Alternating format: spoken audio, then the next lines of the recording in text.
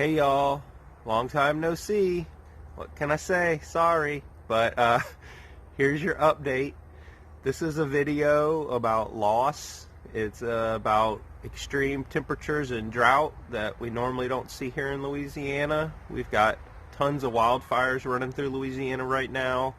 The Mississippi not looking good, but it's also a video about hope, because even though I lost a lot of plants this year, I also have a ton of plants doing very well. And those plants survived an intense winter where we got, I think, 18-degree lows. And they also survived this arguably more intense summer with, over 100 days, over 99 highs, and 2-month heat dome, and, 5 rain events, 2 of which, were actually decent. And so it's been hard, but look at everything that's survived. Start here in the back, since that's where I am. Yes, hi.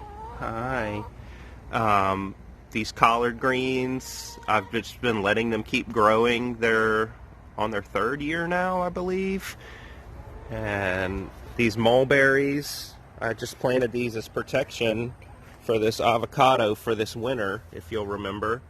And the avocado's a little sad from drought, but overall it's doing okay. It's still got pretty healthy leaves, and I may trim this mulberry back from it a tiny bit to give it some breathing room. But ultimately I want these two to protect this. But look at how healthy they are. This Suicene mulberry, the one I planted over back behind the chickens, fried and is gone. But look at how healthy this one is in this system, protected by all of these companions like this pomegranate and marshmallow. My thornless blackberries, I've trimmed them back heavily, but they're growing quite well. The turmeric, not doing the best this year. Usually when I water it doesn't make it all the way over there, but I'm going to leave those in the ground this year anyway and let them expand. The figs, covered in figs. These cuttings have only been here for a year. This is the smallest one. This is the oldest one, but again, it's just been a little over a year. It's taller than me and covered in figs just all over.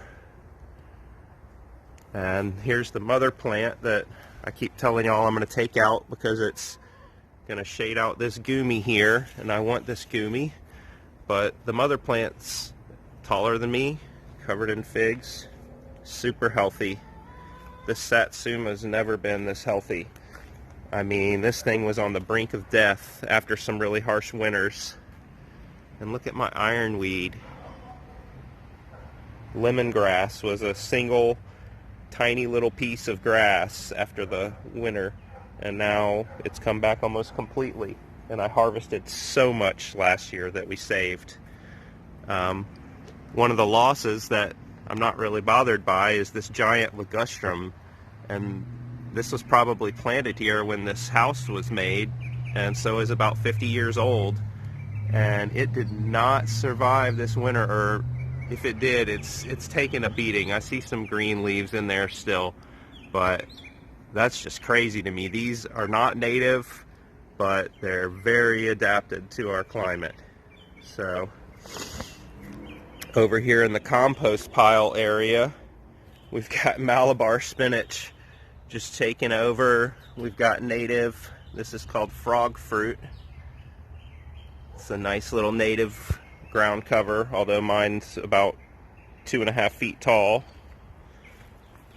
Lots of things back here doing really well. The ground cherries, the mustards, the asparagus, yarrow. Look at all these mustards. It's just crazy. Going back here, I had some more losses. The lemon verbena came back from the winter though. These blueberries have been here for about 2 years, maybe 3, and I haven't done scratch tests, but I have a feeling this one's done for, and so are these other 2.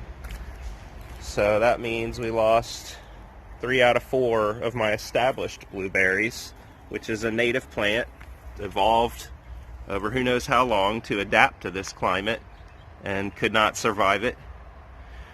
My muscadines, another native, doing just great.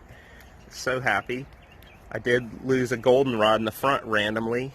There's the elderberry tucked up under there. But these goldenrod are all getting close to blooming. And this area is just going to be gorgeous once that happens. They're taller than me now, and I've trimmed them back a couple times. Swiss chard, peppers did not do well this year at all. That's pretty much everything for the back. I didn't lose very much in the back. Let me go show you the other side real quick.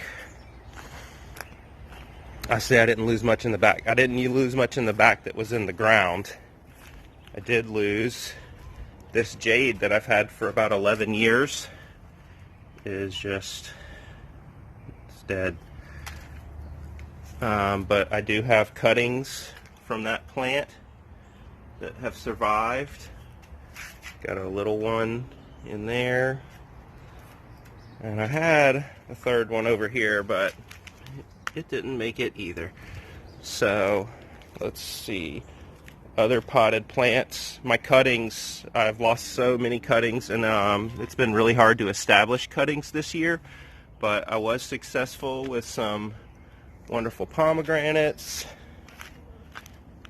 I got one of those native mulberries near my work to take, so I'm excited about that. I'm going to put that in the front.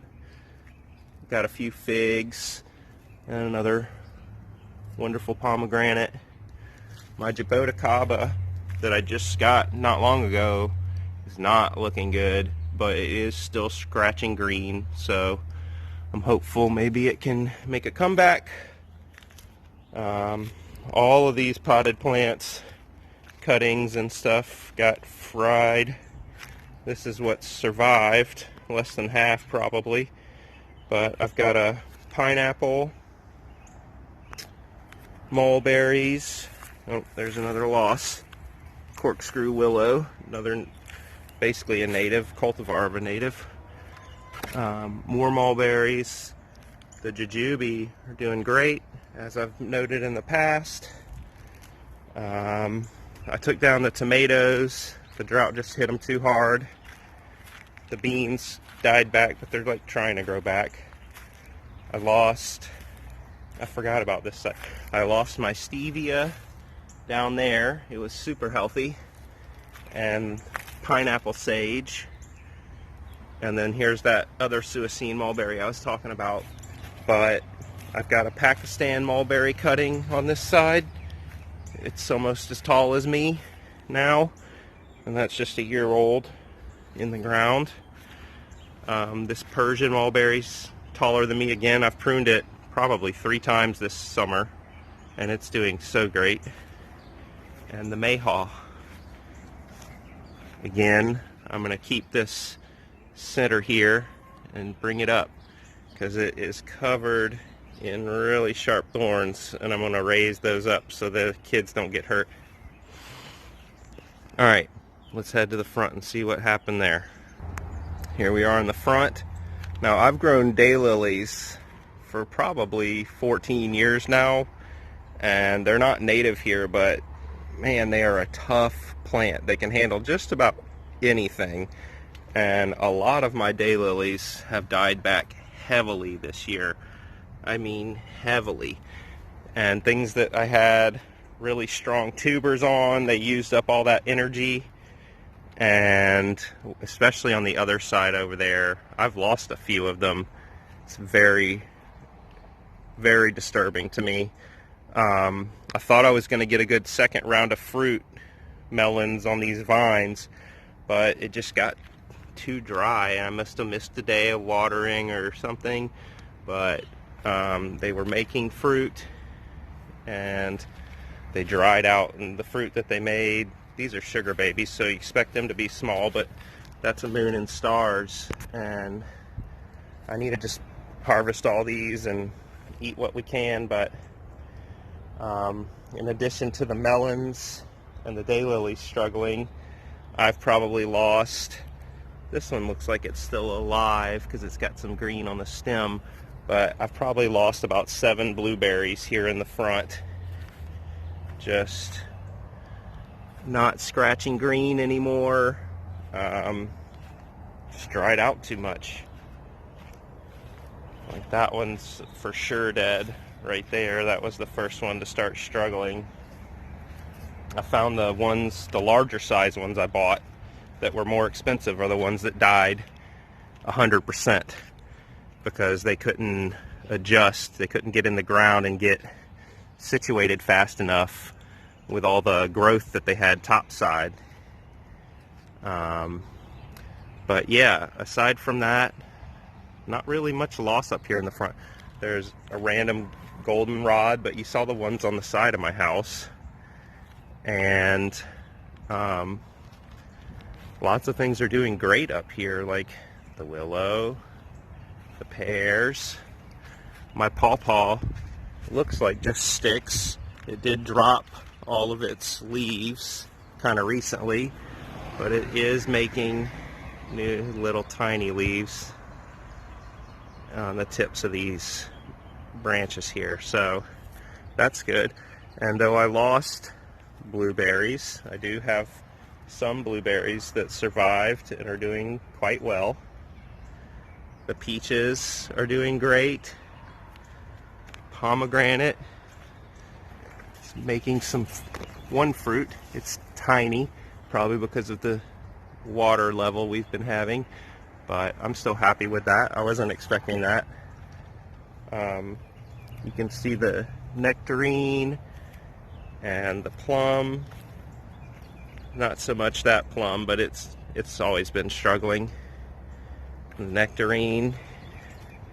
The squash are still doing great on this side. They're steady flowering. They're making new little fruits, and I've got some more bigger fruits in here already. So the squash are on to round 2, and that's awesome because we still have, I think, like 6 of them in there. We gave one away the other day. Someone randomly stopped by and wanted to see the garden, so I gave her a bunch of stuff. But these bananas are struggling a little, but I mostly put these here for biomass, so I really need to just cut them down and put them along the rows, as much as Barbie doesn't want me to do that. These pineapple guava are supposed to be really drought tolerant, but they've definitely struggling a little bit. You can see all the leaves on the lower parts of the branches are gone, and the top leaves aren't that healthy, but I think these plants will survive. The leaves on this American persimmon look, I don't know, ragged or diseased or something. I'm guessing they're all going to fall off soon, and then it'll go dormant for the year. Like I was saying with the daylilies, some of these are just barely holding on. And the strawberries, another native, I think these are pretty much just wiped out. There's a couple, this one might still be alive right there, but we'll see if anything comes back. I know they do die back to nothing. My newest fig, Scott's Black, doing okay. Kumquat's doing okay. American Beautyberry, another newer one, starting to make berries. I harvested the persimmons previously, and they haven't really started putting out any new growth since I did that. Well, this one hasn't. I think this is kind of newish. Yeah, see how soft and fuzzy and green that is? I think that's new growth since I harvested. Hopefully this one will start soon with that. And this one I tied down because it just had really strong upward growth. So I tried to get the branches going more horizontal. This one's really strong, and I waited too long and it's too thick, but I still got a decent angle on it, and I'll work on it more. Here we are back on the goldenrod side, and so you can see I did lose things, but I didn't lose everything. I didn't even lose most things that were in the ground, and I think the system will recover, and the fact that it survived such harsh conditions just lets me know that this is going to work. And as these plants get stronger and older, they'll be harder to kill, and they'll also provide way more food. The only other thing, this red Fuji apple, all the leaves got fried on it, but it is still definitely scratching green way out here. So I know this thing is okay. It's just reserving some of its energy right now and may just stay dormant for the rest of the year. That's another blueberry that was lost, one of the $18 3-gallon ones, and the third $18 3-gallon one, they all died. The 1-gallon $11 ones, more than half of them survived. So anyway, not to try and be depressing or sad, but to try and be hopeful. You need to get your food forests in the ground if you want to have a chance. This next summer is going to be really hard. El Nino is going to be in full swing, but I say get started this winter if you can. Order a chip drop, get wood chips, call a company, start growing food now before it gets to where plants can't get a foothold. You need them to get a foothold now before conditions are so rough that you can't start a food forest easily. You'll get huge mortality in the summer. So heed that warning. Get planting now, y'all. Alright, I hope everyone has a wonderful weekend. We've got a busy weekend. I've got a homeschool field biology course I'm teaching today. We've got a soccer game on Saturday for Asher. So we've been really busy with stuff, but wanted to get a video for y'all. This is a pigeon pea.